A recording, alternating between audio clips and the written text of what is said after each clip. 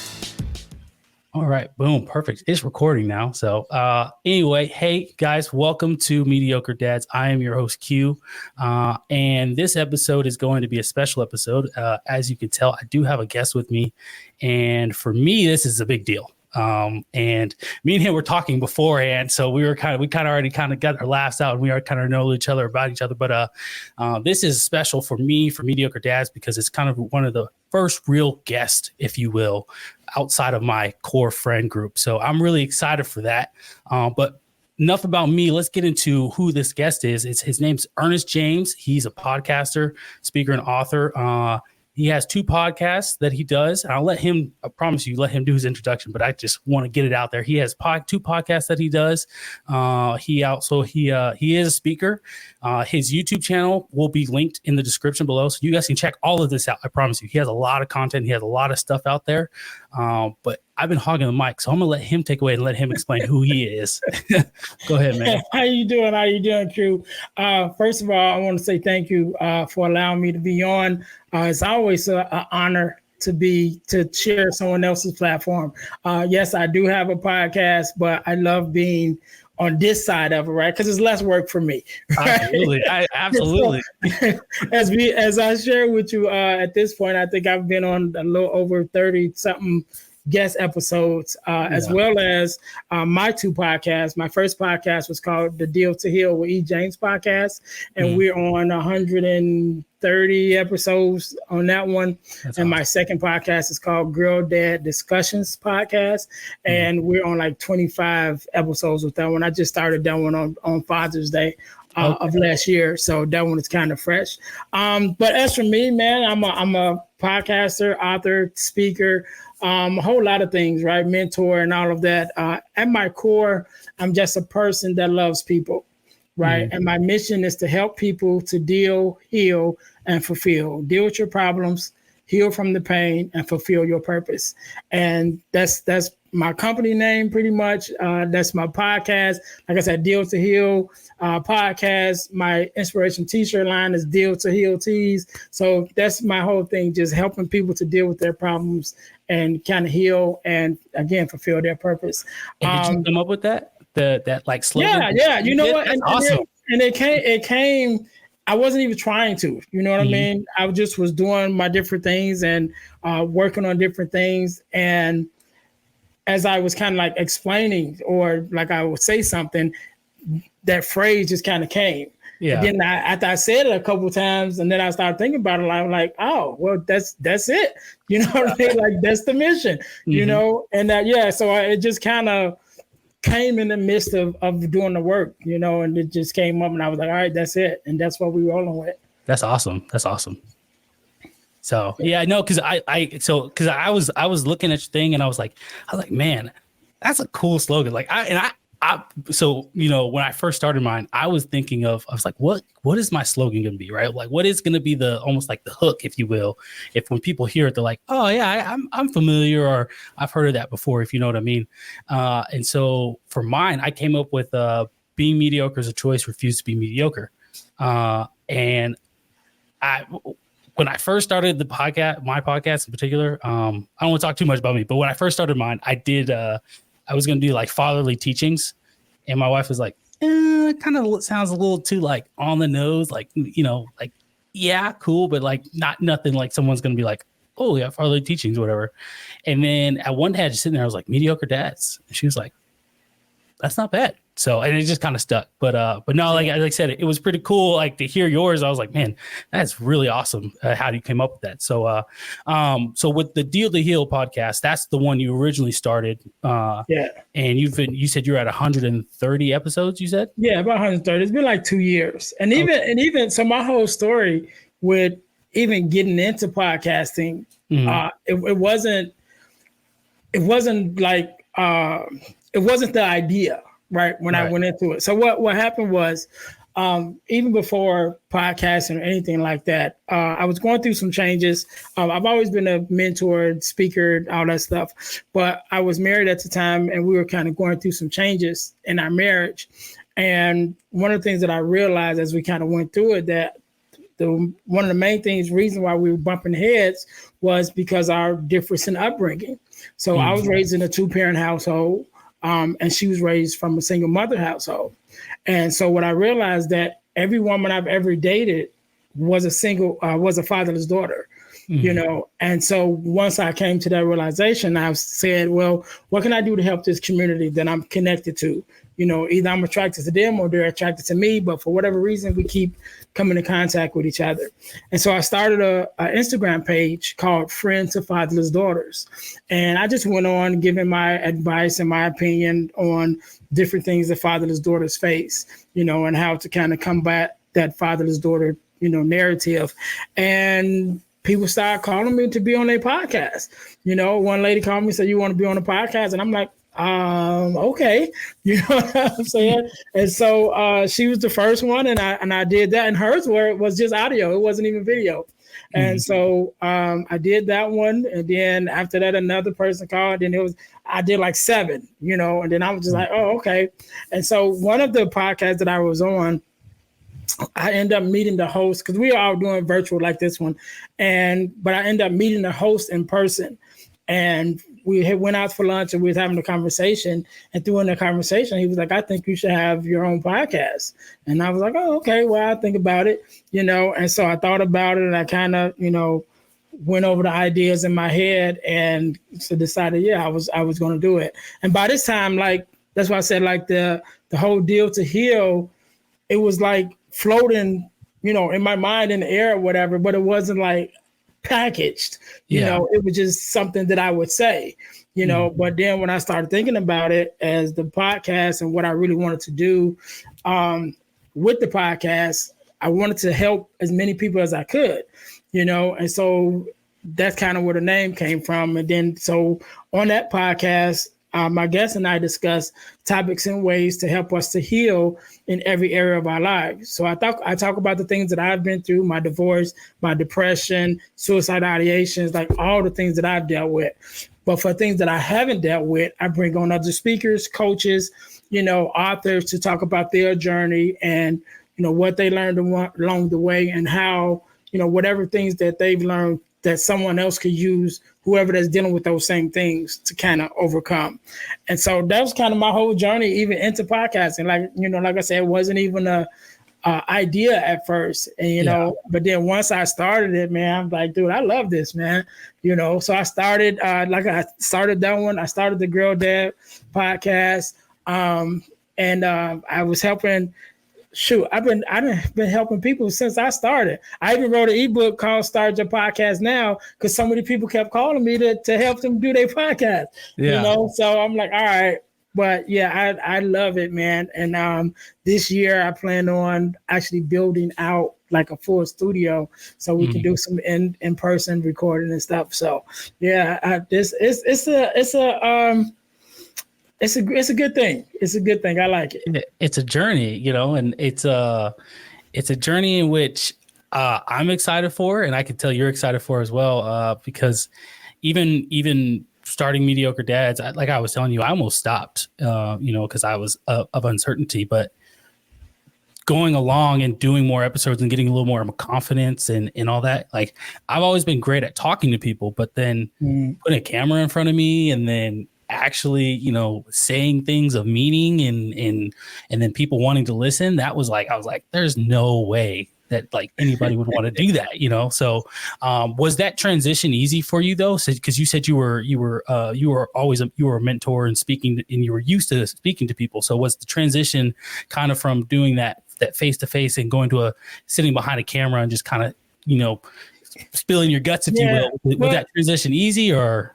No, it was not easy at all. Right. And I think the part that was nerve-wracking for me was, like I said, I started with my camera. I mean, with my phone at first, you know, so I'm looking at this little device and, you know, so that was one thing. So by changing that and, you know, doing a different setup. So like I was telling you, like my setup now, if I could turn the camera and show you, I got a big flat screen TV, you know, connected to my laptop. So now I'm looking at a large image. So it makes it more easier for us to to conversate. And so that part outside of like once starting with the little camera with the phone, that was irritating. But then speaking to myself, because basically when you're talking to a camera, you're talking to yourself. So it's like just me in the room. That was nerve-wracking, right? And so my first 3 episodes was solo episodes. And then after that, I started having my guests. And so once I had the guests, then it was cool because now I'm talking, talking to someone, And so after my second season, one of my guests, she wasn't even a guest on, but she was one of my friends, and we were having a conversation about the podcast. And she said, well, you've had a lot of people on, but you haven't had the most important person. And I said, who is that? And she was like, you. She was like, you need to do more solo episodes so your audience get to know you more. So I'm like, all right, cool. So I said, so the first episode of every month would be a solo episode. I hated those episodes. I hated those episodes, man. Sitting there talking to myself, man, just like, oh, it's so nerve-wracking. So now when we kind of went into season 4, I said, man, forget that. I'm going back to the guest episodes, because I'm more free. And then in conversation, what I've learned from being on different stages and on different platforms, like I don't want to say deepest, like I'm so conscious or whatever, but some of my best ideas and thoughts come in the midst of a conversation, and like someone act like, so this past weekend, we just did our first, we do this workshop. Actually, that same friend, she has a platform called the Forgiveness Mission.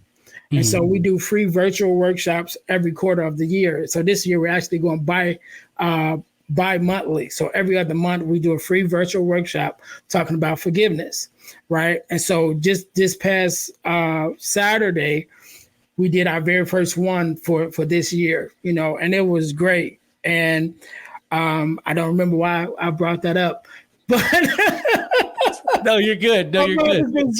But because you said you come up in the midst of conversation. There you go. Thank you. So even in the midst of that, right? Because we've been doing it for a little over a year. I think we did. We started like during the pandemic, like the end of the pandemic, doing them virtually because originally they were in person. So we had to switch to virtual because of the pandemic. But even that has grown so much.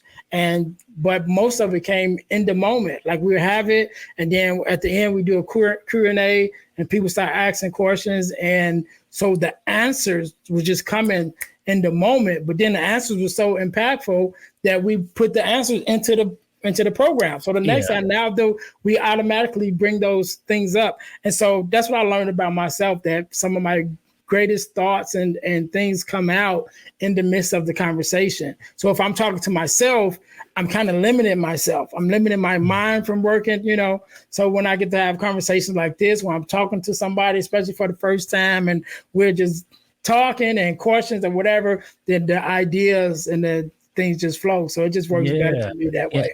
It's new ideas, and that's and I'm the same way. I'll be honest with you. I just did recorded episode 19 and I released it this morning, and it was just me. And I'm gonna tell you, I released it, but I told my wife, I was like, I don't like this episode. She's like, what do you mean? I was like, I don't know what it is. I said it feels rushed. I feel like I'm making things up, like it didn't feel like it was me. And where in comparison to like us talking now, I feel like it's me because there's a conversation, like you receive feedback. So when I say something, I'm like, man, and you're like, oh, hey, I have a question about it. Like there's feedback and I'm like, oh, cool. Like I'm thinking more about it and what my actual opinions on it versus just like saying something and be like, I wonder if anybody would think of anything of that. You know what I mean? Like, so like that, I get what you mean. It definitely helps with that. So you said, so you had that Deal to Heal, and then Father's Day of last year, you started Girl Dad Discussions. Girl Dad Discussions. Sorry. Yeah. So going back to, like I said, even before I started the Deal to Heal, when I started the Instagram page on Facebook, on Instagram, it was friends to fatherless daughters. And so I've always kind of been in that fatherless daughter space and working in that space. And so I only have one biological child, and that is my daughter, right? So she's going to be 21 now. And so whenever I would have a male guest on who was a girl dad on the Deal to Heal podcast, I would start every podcast, I would start with two questions. What does it mean for you to be a girl dad? And what is something that your daughter has taught you? And so having those conversations over the episodes with the different girl dads, it just got to this point where I was like, you know what, I'm really liking these conversations. And I think that is helpful for the girl dads and for the fatherless daughters to hear these conversations, right? And also to combat the narrative of the fatherless daughter and the absent father, right? To let people know, hey, we do have girl dads that's out here that's in the lives of our daughters. And then I came up with that idea. I said, okay, I'm gonna do it, right? And then so I started with just dads, right? Just having a conversation with dads. And then I said, man, you know what? Let me extend this to the daughters. And so I started extending to the daughters, had a couple female guests on, and kind of went from there. And so, yeah, I started that one in on Father's Day, because I purposely started it on Father's Day, right? Oh, nice. So it's the Girl Dad Discussions podcast. And so just have discussions with other girl dads talking about their experiences as being a girl dad and what it means to them. And then with the daughters, you know, it's kind of the flip, like you're the daughter. So what is it, you know, more that's most impactful about you when you're a father? And also, with that, one of the things that I did, I wrote an ebook, and I'll show it real quick. I wrote an ebook called The 4 Core, right? Mm-hmm. And it's the 4 core values that every daughter should get from her father, right? And so that's a part of the podcast too. So we have a general where we just kind of get to know each other. Then at the end, we talk about the core 4, because each guest, I send them a copy of the ebook so they can read it ahead of time. And then when they come back, we kind of talk about the values and what they think about it. And if there could be a 5th value that they could add, what would that value be, you know? And so just having those conversations with the dads and the daughters, man, it's just another aspect of who I am as being a girl dad, and, you know, just also helping that community, you know, just by having those conversations. And I love it, man. That's why I said this whole podcast thing for me has just been awesome. Just when I can figure out how to monetize it. Oh yeah, right. Like turning back, right? Yeah. I'm trying to, you know, I told my wife, I was like, I'm trying to get like a Joe Rogan deal. I don't know if you just saw what he did with Spotify, but I was like, man, I'm trying to get a Joe Rogan deal. Yeah, I think his first deal was like $1 million, and then his second deal was like $2 million or something like that. Yeah. Like, man, and I need that. Right. You know what I'm saying? Look, all my only job is just a podcast. Listen, man, y'all get annoying with my voice real quick. Right. But so with that, with the ebook in particular, right, with the 4 core values, were these just ideas that you just came up with over time, or these values that you were raised with, that you experienced, not necessarily you, but that you experienced in your life and growing up, and you're like, okay, I saw what my dad did, and these values are definitely good values to implement with when you're having a daughter or whatever the case might be?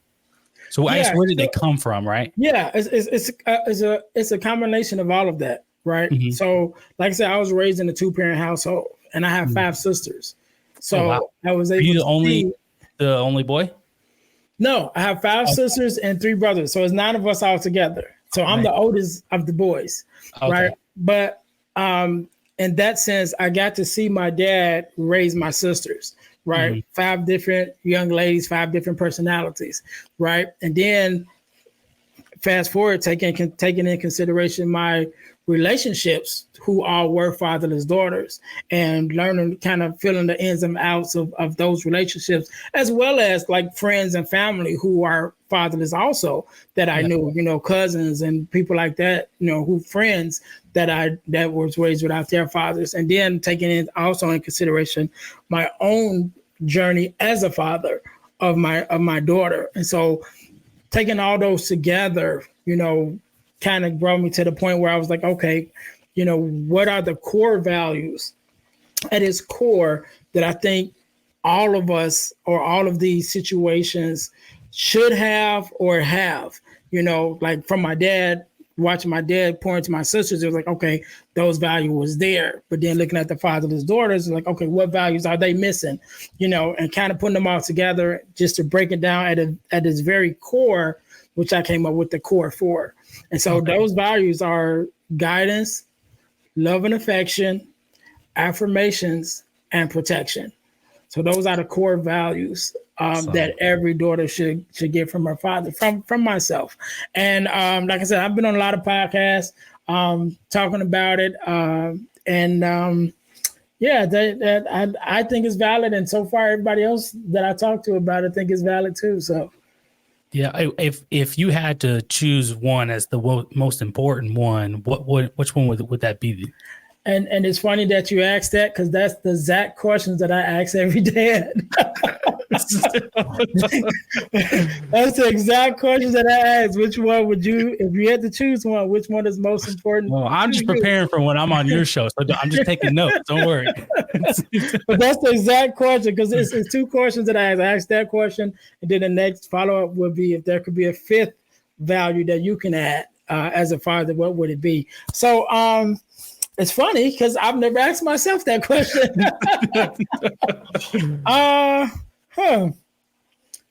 So you know what? I would probably say guidance, right? And so it would probably be a toss-up between guidance and love and affection. But just me being the kind of person that I am, I believe that guidance is a form of love, right? Because I'm guiding you in a way to protect you, right? That's going to keep you from getting hurt in these different ways. So it's probably a toss-up between those 2, probably interchangeable, because I think the love and affection is definitely, well, that's probably it. That's probably one. I think the love and affection, which is how you communicate love to your daughter, how you show her love, how you become that example of what it means to be loved, and I think that's probably one of the most important things with her, because when she goes out into this world, she's going to face, not just men, but women, but people in general who come at her from different directions. And so she needs to know what love is in order to kind of build that self-esteem and know who she is, So yeah, probably love and affection probably be number 1. Okay. And did you, because you said your daughter's 21, yeah, she's going to be 21. 21. Okay. And so you have all these things, you have this wisdom as you get older, and this experience and this knowledge and all these things that you've experienced over the time. So when your daughter was within the first 5 years of your daughter being born, right, were these things already there, or were you working on them, or where were you at as a father, would you say? Well, you know what? So this whole journey that I've been on, even with the podcast, with the books, all of that, really have kind of just happened, should I say, within the last 3 years, And so even though I've just knowing myself, these values are always important to me. So I was acting them out in the life of my daughter. But subconsciously, like I didn't think about, okay, let me make sure I'm doing, because I hadn't even thought about it. Right. So over the last 3 years is when this whole thing started, even from starting with the issues in my marriage, and even realizing, the connection with the fatherless daughters and how that affected us. And then that kind of was what kicked off everything else after that. And so, I would say within the first 5 years, especially then, because I was married to her mom at that time, and her mom was married. So we were all living together. So even the concept of her being a fatherless daughter, or, a distant father relationship, it was non-existent, because we were all in the same house. We ended up divorcing probably when she was like, maybe, I want to say 10, but it may be before she was 10, maybe like 7 or 8 or something like that. So those first couple years, like I said, it wasn't even on my mind. And then afterwards, started thinking about it, because I was it started being different, because once we divorced, and then I went to different households, and what does that look like? And then I remarried, so what does that look like? And so everything else kind of transformed over the years. And did that obviously that has an impact on your daughter, or any family that separates, in any capacity, it has an impact on the kids. Did you notice the impact right away, or did it take some time to see later on, like, oh, okay, hey, this is this impact on her? She's not receiving it well. I don't know what happened. I wasn't there, but she's not receiving it well. And so I need to get my act together so, I can make it as normal as possible. So, there's not this burden on her, right? Because the burden should be on us as the parents, right? That's our responsibility. We brought them into the world, and they're our responsibility. So did you notice that right away when the divorce happened, or did it take some time? Well, not right away, right? I think as we were kind of going through it, it was all new to her, So definitely the separation of us not being in the same house that had an effect. But my daughter was the only child. My daughter is my only biological child, and her mother's only biological child. Mm-hmm. So when I remarried, my wife had 4 sons. So that put her into a blended family, but just on her own, she's an only child. So we went from, definitely not living in the same house. Of course, that was a thing. But when I first moved out, I moved back in with my mom in my mom's house, my mom and dad's house. And some of my other family members was there too with their kids. My sisters and my brother was staying there with his family, because we had a nice size house. So even though that separation of households with me and her mom was different, but it now put her in a place where there's other kids around and other family, so all of that was kind of like new. Right. Yeah. And so I wouldn't necessarily say it was had a bad effect on her right away, because so it was like I'm around so many other kids and, other family. And so that was all good. But what I know when it did hit was when I got remarried. Right. So even though before we got, married, when we were just dating, my daughter was around, same thing. You're around other kids. Now you're around, my stepmom, my wife, who became her stepmom at that time. She was around her, and she didn't have any daughters, right? She had 4 sons. And so their relationship automatically, started gelling, because it was like the daughter she never had, And so that was all fun and games. That was all cool until we got married. Right. So when we got married, then it's that reality of my actual parents will never be together again now. You know what I'm saying? It was like final, like, okay, now I know they're not going to be back together, because now dad got a whole another situation, And so then that's when it's different little things start to show its head. But we kind of made it through it.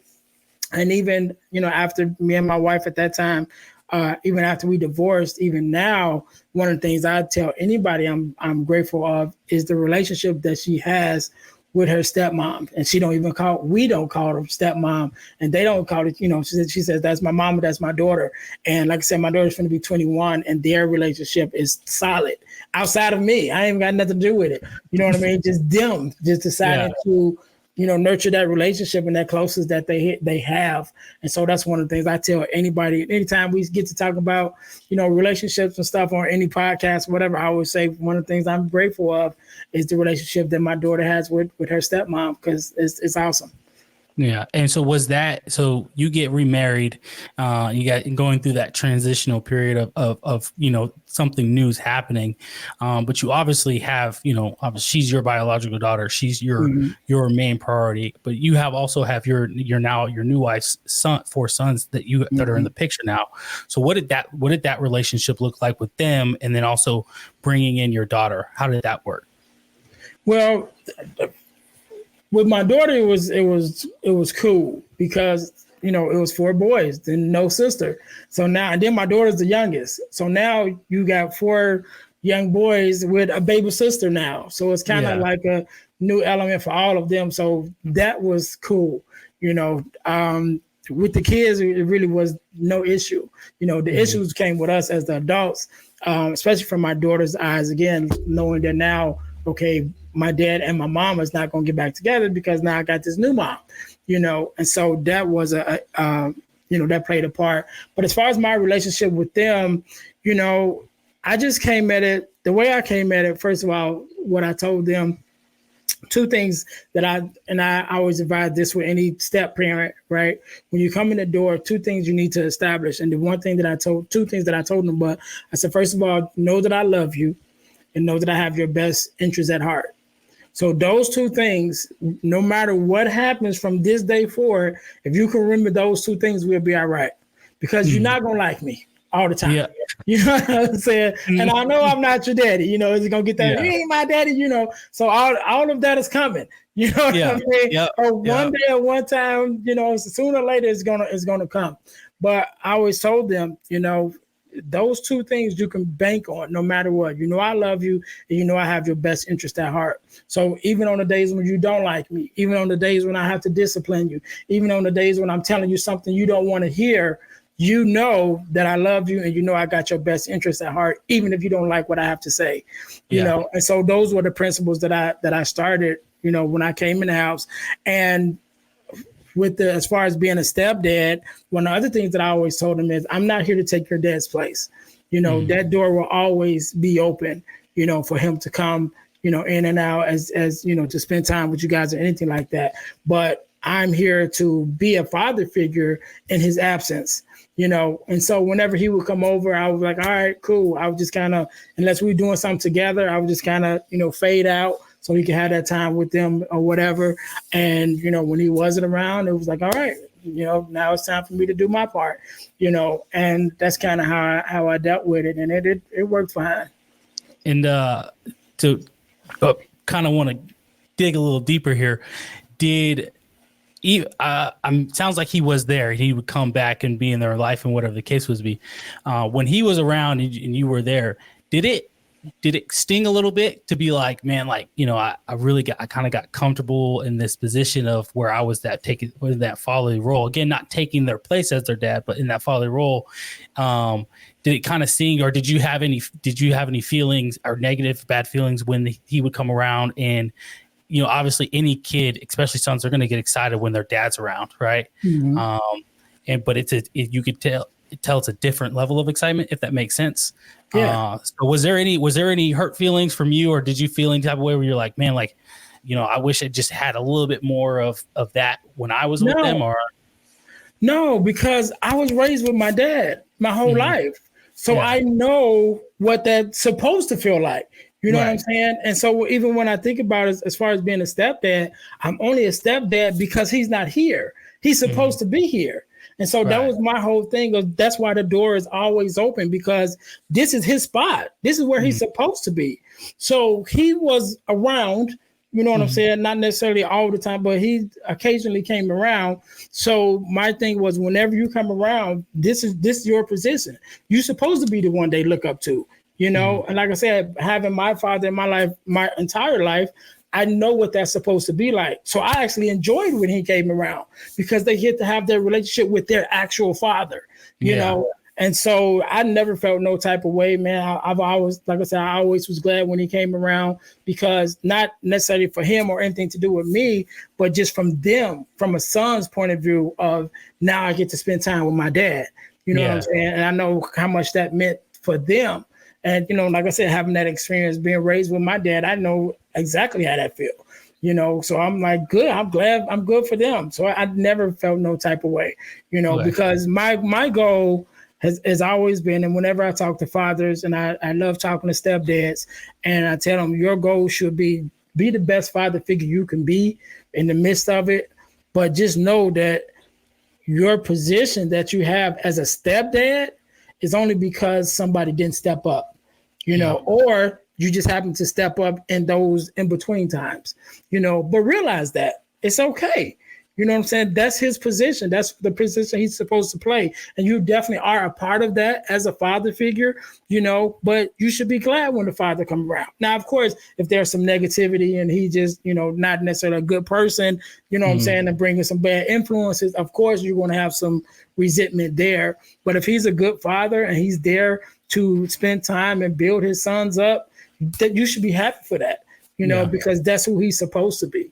And so I just think we have to look at it that way. And I know a lot of different videos on platforms is coming up now about the discipline and the stepdad and all that. It's like, look, number one, if you as the biological father is doing your job actively as a father, you shouldn't have to never worry about another man disciplining your child. Because if you put the laws and the input into your sons, then he shouldn't have a reason to discipline your son.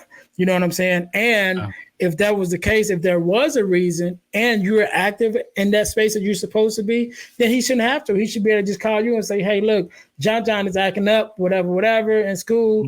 You know what I'm saying? I think you need to come talk to him. And then you could come talk to him and he don't have to do that. But if you're absent and you ain't nowhere around, and then, you know what I'm saying, your John get out of line and the stepdad had to, discipline in whatever way that is. And now you got something to say, bro, where you at? You know what I'm saying? Yeah. Like, you can voice your opinion, you know what I'm saying? But at the end of the day, where you at? Yeah. Where were you that had to happen? 100%. You know what I'm saying? If you're there as a father doing what you're supposed to do actively in his life, being the person who disciplines him so I don't have to, then we wouldn't even be having this conversation. But it's because you're not in your place that you're having this conversation. So before you start coming to me as a stepdad, you need to talk to yourself as being a biological dad. Where are you coming up short that we even in this position in the first place? So it sounds like you and him had a good relationship, and so you guys both understood like, hey man, you are their dad. I want them to look up to you, and so if that being the case, you said there was 4 of them, 3 of them, 4 or 3. 4. I think it was 4. Okay, 4 of them. That being the case, did at any point was there a moment where did one of them or all of them came to you and said, hey, I really appreciate everything that you've taught me and being a part of my life. I know our kids don't thank us, right? Obviously they don't thank us until they have their own kids and like, how did you do that? Right. That's what I was going to say. Those conversations don't come till they get early. I mean, till they get older. Yeah, till they get older. So now that they're older, because like I said, my daughter is the youngest and she's going to be 21. So all of my sons are older, So since part of the last couple of years, as they've kind of moved out on their own, some of them went to the service and went to college and moved away and things like that. So now that they're having these other experiences on their own as young men, now it's like, okay, now I recognize, what you were trying to teach me or what you were telling me and things like that. So we've had those conversations, since now as young men, because now that all the things kind of you can recognize it now. Because at first, when your dad or whoever is telling you, don't do this or you shouldn't do that, it's just you're just hearing what they're saying. But now as a young man, now that you're in those shoes and you're having these experiences, and it's like, oh, that's why he said don't do that. You know what I mean? That's why he said, who watch who I hang around with and all this, because you start having those actual lived experiences.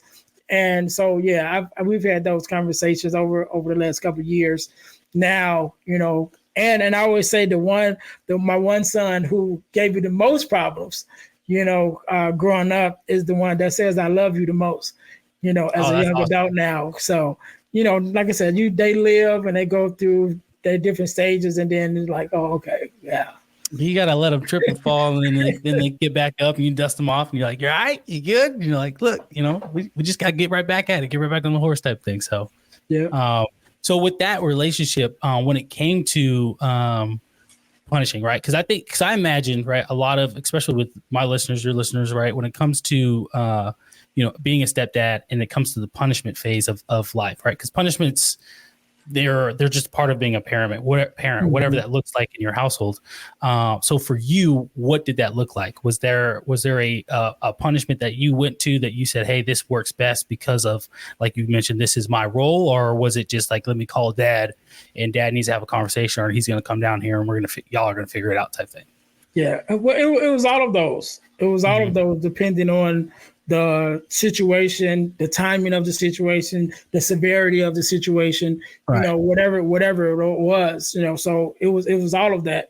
There were a lot of times, because again, knowing that whole discipline thing with the dad, so it was like, look, let me make this phone call. Like, hey, John over here acting up, said you want to come talk to him, and sometime he came, sometime he didn't, so that would probably be like the first line of defense, So after that didn't work, then it's like, all right, now I'm gonna talk to you. Because my thing with discipline too is I should never have to discipline you, because we can have a conversation, and as long as I know that you understand what I'm saying to you and what's expected of you, then it should be cool right there, right? Because now.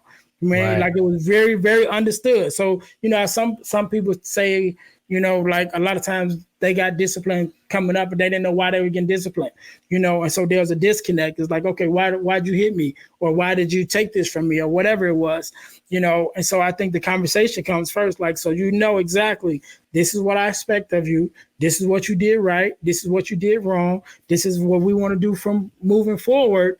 And if that is not done, this is what the punishment is going to be. And so once that's all laid out, we are on the same page, then now we shouldn't have no problem after that. Right. But if you decide, okay, I don't want to do it, and then now we talked about the consequences already too. So now you already know the consequence that's coming. So I think that would be the best route, as parents, we want to talk first. We want to make sure we're understood. And that's especially as we're dealing with young Black men. One of the things that I'm big on is being able to express your feelings and express how you feel verbally, not acting out, not, doing this and that, whatever, but how do you feel? Being able to express yourself. So which means that we're able to be in contact with our emotions. And that's definitely be helpful, not only in our relationship as father and son, but as you walk out into the world, that you're not reacting to everything because somebody made you mad and so you punch them. You should be able to articulate, hey, you making me upset. I don't like, you know what I mean? And so that also combats the angry Black man syndrome, like you're all mad all the time, So it's a lot just to being able to express yourself and express how you feel and your thoughts, that takes you a long way. So I think we should all start with that. Even in our discipline, okay, son, this is what I don't like. This is what's going on. Having those conversations of you being able to express to your children how you think, and then at the same time, them being able to express back to you, them same virtues of what they think and how they feel, so you get a clear understanding from both people. And was that the same approach that you took with your daughter of this? Hey, I want you to be able to articulate how you're feeling to me so I can articulate to you, as your parent, where you're wrong. If you know what I mean, right? Yeah. Like where you're messing up. My daughter, and I always say that my daughter is so much like me. It's not even funny, but just her personality is a lot like mine. Even when she was younger, it was always. She was always more of the she kind of like always wanted to do the right thing. You know what I'm saying? So even now she's 21. I probably can count on one hand how many times I probably had to discipline her throughout her life. You know what I'm saying? Because she just wasn't that type of child. I remember when she was very little, pushing the chair up to the sink because she wanted to wash the dishes, but she was too small to actually reach the sink. So all those little things like that, she's always been that person.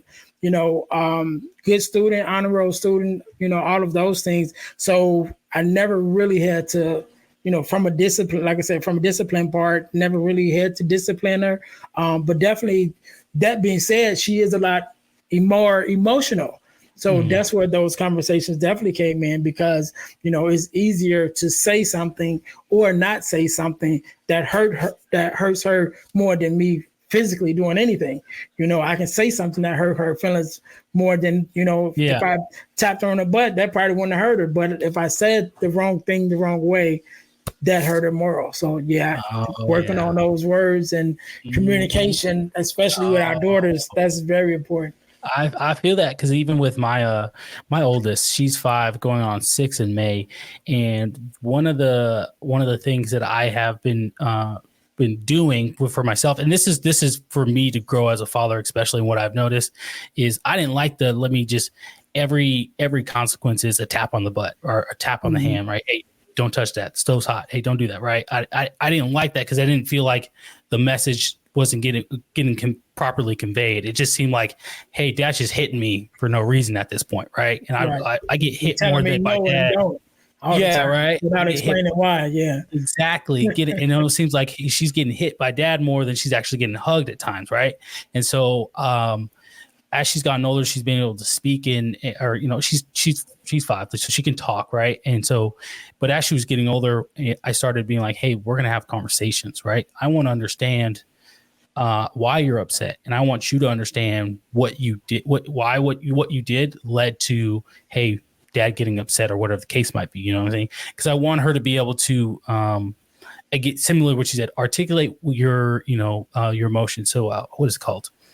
God, I can't even emotional. Oh my goodness, intelligence. Yes, there we go. Emotional intelligence. I was having a blank there on the word intelligence there, but like I want her to have that emotional intelligence to be like, okay, hey, if I'm getting upset, this is what it feels like. Let me calm. How do I calm myself down? Breathing, whatever the case might be, right? Because for me growing up, what I noticed was I never really had that teaching, and it's no hit on my parents, right? No hit on my parents, but I never remember receiving that emotional intelligence lesson in life, if you will. So I'm trying to teach my daughter. And so one of the biggest things, I guess, even when I wanted to talk to you about with your girl dad discussions was with doing that podcast and doing all the episodes that you have, what is the biggest thing that you've noticed with talking to these girl dads? Well, like whether it's a problem or something positive, what is the biggest thing that you've noticed with talking through all those dads? Well, I probably say the biggest thing that I noticed is that everybody's different, right? Yeah. Every story is different, and like I said, we're on 20 some episodes. So between the 20 fathers, and I think out of those 20 episodes, maybe 3 of them was daughters, 2 or 3 of them was daughters. So the rest has been fathers, but the stories is just so different, but at the end of the day, I think is as fathers, we all have that love for our daughters, and we all want the best for them, and sometimes our experiences, we make mistakes, and that's one thing that I always say in the podcast, I ask my guests too, like to be vulnerable. Like, I want you to say some of the things that you did wrong, so like one of the questions is, what is your biggest achievement as a father? And then my follow-up question, well, what's one of your biggest regrets? What is something that you did wrong, or do you just feel like you could have done better? And the reason why I say that, because my very first guest is a friend of mine, right? And when we recorded his episode, it was his very first child, and his daughter's only 2 months. So he's fresh into fatherhood, as one thing, and then fresh as a girl dad too.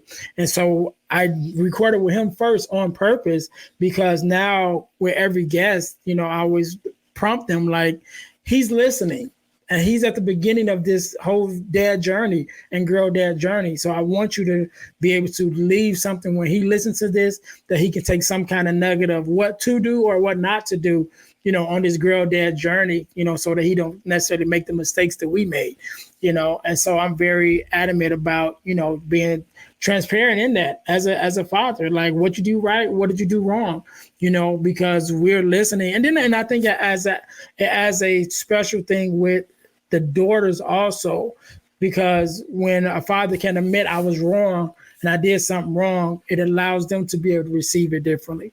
It allows them to be able to give us that grace as daughters, as our daughters. Like, Dad, you said something that, hurt my feelings, but now I'm listening to this show and I'm hearing these other dads say, yeah, I got it wrong sometime too. So it was like, oh, well, it's not nothing personal. It's just dads making mistakes. You know what I'm saying? And so I think that that's kind of important for me to have that message of, no, we're not doing everything right. We're trying to do everything right, but we still make mistakes along the way too.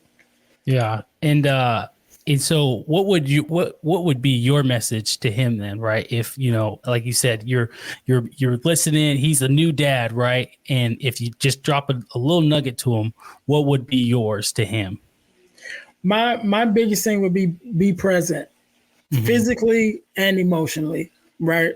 So sometimes we can be physically present, but we're not emotionally present, right? Yeah. So we're in the same home, but we're not necessarily taking our time with our daughters. We work all day, we come home, we're tired, and it's like, all right, leave Daddy alone. He's resting, but at the same time, she hasn't seen you all day. And now that you're there, now she can see you, but she can't interact with you, so what does that do to the relationship? You know what I'm saying? So not just be present physically, but be present emotionally too. Like be present, be there, even if you are tired and you say, well, let me give her, 10, 20 minutes of uninterrupted time, just to be present with her and interact with her, and then say, all right, baby girl, now I'm telling her Dad need to go lay down or whatever that is, but making sure that you're giving her that time and being present, in the moment. Yeah, that's awesome. And that's, I totally agree. And that's one of the things that I think a lot of fathers nowadays and even mothers are working on, because we're such in this technology era where, so we always have one of these in our hands, and then even our kids have their iPads or whatever the case might be. And so it's just kind of, how do you be present, emotionally when all your kid wants to do is like, hey, can I watch my iPad? Or, you are just like, hey man, I'm tired, emotionally drained. I'm just, scrolling on my phone because this is I just need that break, or whatever the case might be. So I think that's definitely what a lot of people need to hear. Cause I do believe a lot of fathers do want to be present. It's just a matter of how, cause I think a lot of fathers, like this, believe to be a dad, everything has to be grand.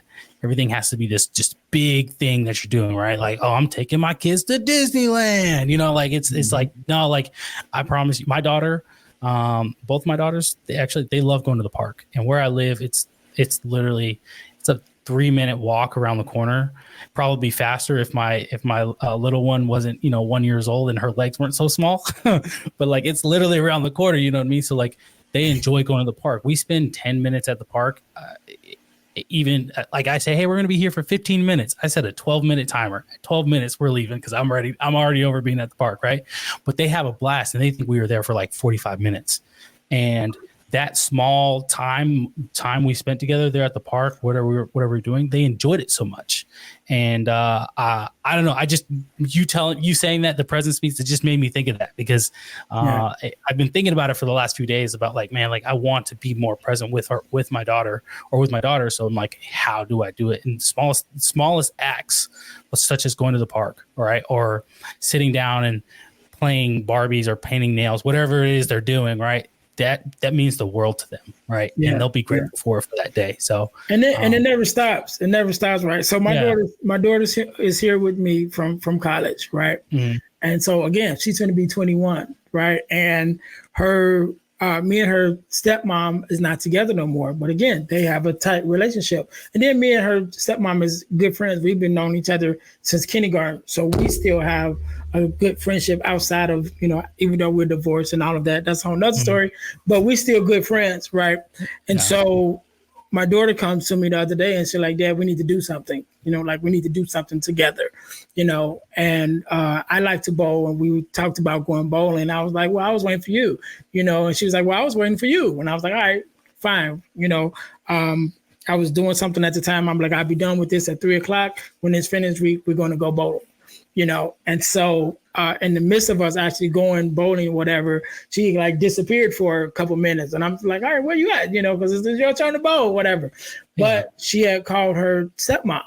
and they were talking. And afterwards, talking to her stepmom myself, she was telling her like, yeah, she called me and she was so excited that you guys are going bowling. And one of the things she said was, I hope nobody else comes. Like, I hope it just be us. Because a lot of times, like, I got other family, my brothers, like, we all like to bowl. So, sometimes I'd be like, hey, we're going bowling. Let me call everybody, But I kind of sensed it, you know what I'm saying? Without her saying, I kind of sensed it, like, all right, this needs to be just me and her time, And so I purposely didn't call nobody else, And then, later on, talking to her stepmom was like, yeah, she was like, she hoped nobody else comes. And she was glad when nobody else came and it was just the two of us, And so, like I said, she's a young adult now. So it never ends. And it's not so much of what you do. It's just being present in that moment, And the easiest thing is to find out what they want to do. Like, what do you want to do?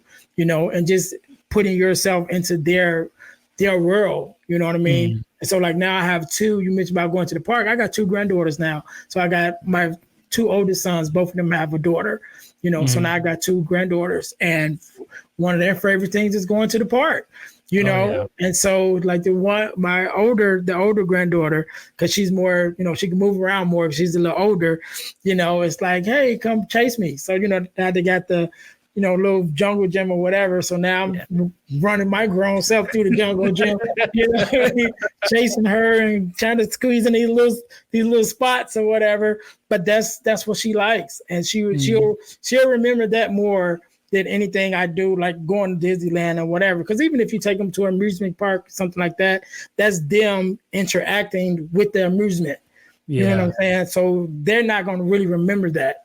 But me taking out the time to go to the park and interact with her, she'll remember that, So even like your girls, they'll remember more time spent with you than they will remember spending time with Mickey.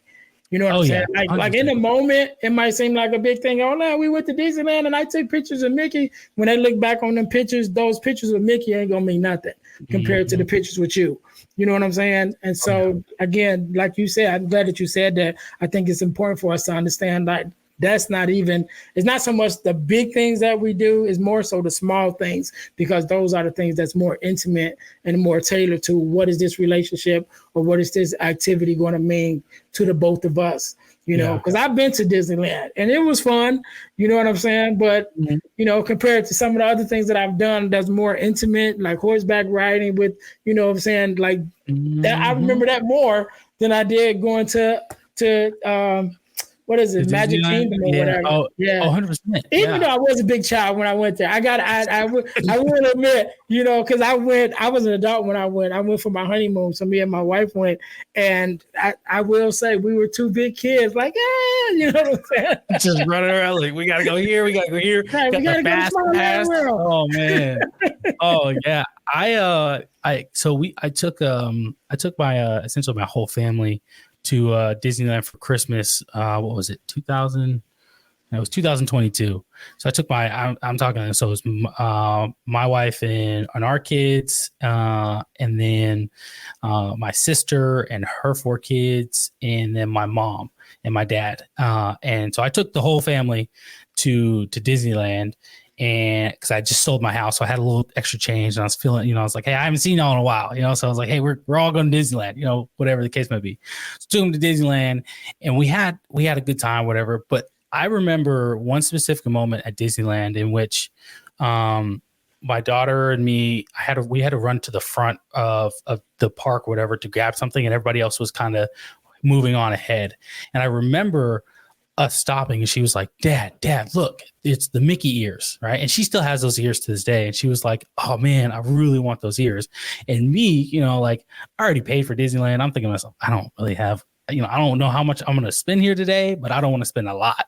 But I was thinking that before. But the moment she said, Dad, I want those Mickey ears, all that went out the window. Like I was like, what card do I have? Yeah, this card. Yep, swipe. They were $35, but I remember them being $35 because I was like, man, these are a lot for some years. But at the same time, it didn't bother me because I was like, she was so excited. It was just me and her picking these ears out. And like I said, at a whole Disneyland trip, that's what I remember the most, is being that specific moment where I was like, yeah, let's find some ears. And we both got ears together, right? So we can, we got these polka dot ears so we can match, and we took a picture together, and I remember she enjoyed that moment and just loved that moment there. And yeah, it was Disneyland, but that moment was special. So that's kind of speak to the presence thing right there. So yeah. One of the things I did with my daughter when she was younger, we went to Ringling Brothers Circus, right? Mm-hmm. And they had the one guy, the ringmaster, I can't remember his name. He was like wear a tuxedo with the orange hair, whatever his name was. And Bruno or Berno or something, whatever his name was. So we were there, and she wanted one of the dolls, which was him. It was like a little doll of him or whatever, like a little stuffed animal. It probably was like 14 inches or so. And I bought it. I bought it for whatever. She loved that thing so much, and she slept with it and everything. And during the transition of her and her mother moving around, whatever, it got misplaced. And so as a teenager, now this was when she was little, as a teenager, we're having a conversation and just, talking about things. And she's like, Dad, I really love that doll, like I wish I could find it, whatever. So I went online trying to find it, and I did find a couple of them, but now it's like a collector's item. And I was looking at that price like, yeah, I'm not getting that. And so I showed it to her, and I was like, man, I wanted to get you the doll or whatever. And then even when she looked at the price that they wanted for it, she was like, nah, it's not that important. Yeah. But just if she had been able to still have it, she would still have it, because that moment meant so much to her, that even as a child, that little stuffed animal wasn't just so much as a stuffed animal, but it was what it represented. It was a time when me, her, and her mom did something together that she remembered. You know what I'm saying? So that's why I said it's not even so much as the grand things that you do. Yeah, you might go to Disney World and see Mickey and Goofy and all of them, but out of that whole trip, what did she remember most? The little ears that you guys bought together. You know what I'm saying? And so it's to know that that's what it's going to be, to even make sure that you build those little pockets of excitement, those little pockets of experiences in the midst of your life, as you guys are going on, just on a day to day, you know what I'm saying? So today we might not be going to Disneyland, but let's go get ice cream. That's something my granddaughter loves. So it was a little ice cream shop down the street from my house, and usually we would drive. And I said, no, we're not going to drive. We're going to walk. So now that has a whole new experience. And then we had a little dog too, so she get to hold the dog. So she would remember that walking to get some ice cream with the dog more than she would remember Disneyland. You know what I'm saying? So we just got to make sure we just having those little gems and little moments along the way. It's crazy. She'll be 21 soon. Oh yeah. Oh man, listen, I'm not ready for my girls to be teenagers, for that matter. Because they got to be teenagers, then they got to be grown. Like just the teenager aspect, I'm so nervous, and it's just because I feel like me having having daughters is God's way of saying like, hey, I need to teach you something before I can give you the son that you really want. And because I'll tell you, when my first daughter was born, I was super excited because we were having a baby, right? I was just, man, we're having a baby. I don't care what it is, we're having a baby. And then my second daughter came, and I was like, I remember the baby, the gender reveal, and I'm sitting there, and literally we're doing the gender reveal, and then that day, or I think the next day, I'm getting on a plane and I'm going to Kuwait. And I'm sitting there, and her family's there, and they're recording. Her sister knows the gender. We pop the balloon, and all the pink confetti comes down. And my wife has this video to this day because she's going to show my daughter, and I just have this look of just like disappointment. And I just remember like, oh my goodness, like because I just thought, I was like, man, I'm gonna have a son for sure. This is it. I'm gonna have a son. And then I was like, I don't have to do no more of this kids thing. But I had two daughters, and so I'm still working to have that son. So, but anyway, you know what? I'll say this, and this has been something that I've talked about several times on the Girl Dad podcast, and some of the other fathers, agree also that, like you said, sometimes there's something that God wants to teach you. So He allowed you to have daughters, because having daughters changes us. right? Oh yeah, 100%. And one of the things I tell guys, and I have the conversation with them as far as a lot of like, oh man, I wish I wanted a son first, and it's like I wanted a son, and I said, well, to me, what I've learned that our daughters have the best parts of us, and we give them the best parts of us, right? The thing with having the sons, a lot of times we want them to be just like us, so we teach them the good and the bad of us. You know what I mean? So they end up being, this exact little replica of us with all of our flaws too. But as far as our daughters, because we want the best for them, we generally only give them the best of us. So they're like the purest part of us.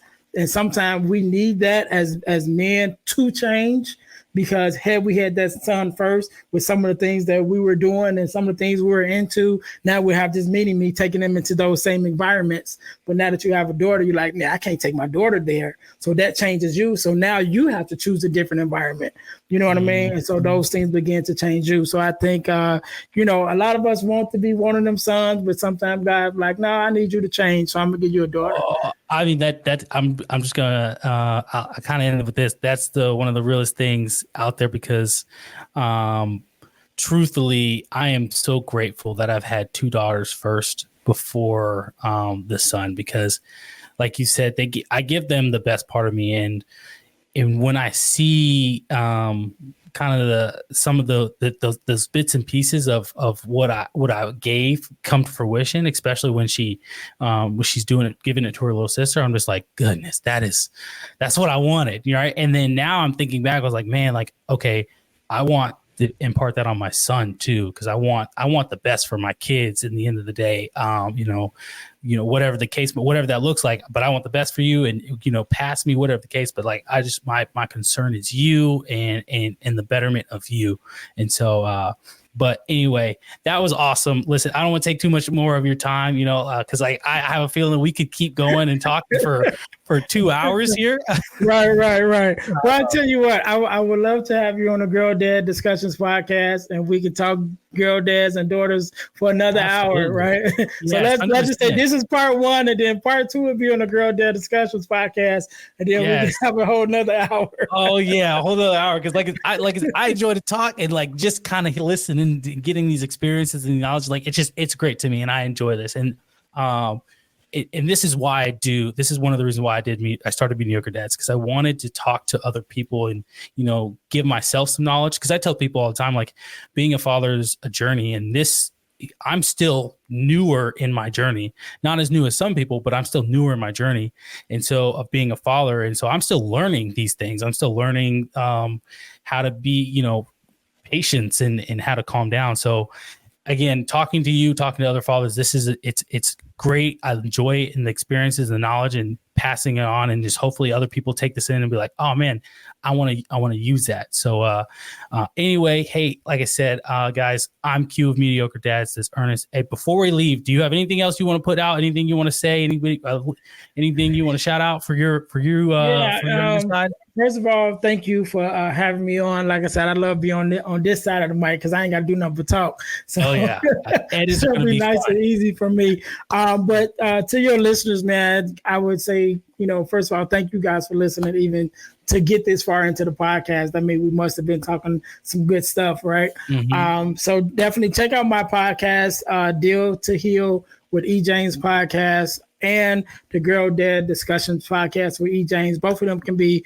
found on YouTube, the actual visual of it, and the audio is on YouTube also. But then, on your listening platforms, Spotify and Google Podcasts, and even Audible. We're on Audible too. So that's awesome. Make sure you guys go and check that out. Besides that, again, dealhealfulfill.org is my main website. You can reach out to me at info@dealhealfulfill.org. And I have the Core 4 ebook that I wrote, the 4 core values that every daughter should get from her father. But I also wrote a book called From Males to Men, which is an ebook also for 3 steps for young men walking into manhood. And so all of my ebooks can be found at ebooksbyejames.com. I made that real simple, ebooksbyejames.com. Of course, I am E. James.